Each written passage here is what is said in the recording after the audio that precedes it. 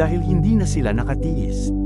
Hahaha, sa dormitoryo mo nakatira si Gerald at hindi mo pa siya naiintindihan. Kung bibigyan mo siya ng $1, makakakain pa siya ng tae kung hihilingin mo sa kanya.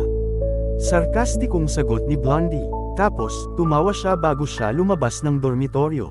Namumula ang mukha ni Gerald sa kahihiyan nang mabingi siya sa sinabi ng lalaking may blonde na buhok.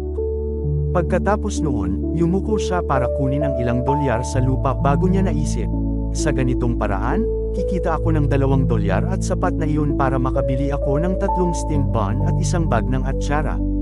Hindi ko na kailangang magutom. Gerald, huwag kang umalis. Kung wala kang sapat na pera, papahiram kami sa iyo at hindi mo na kailangan pang bayaran kami. Hindi napigilan ng pinuno ng dormitoryo na makiramay kay Gerald.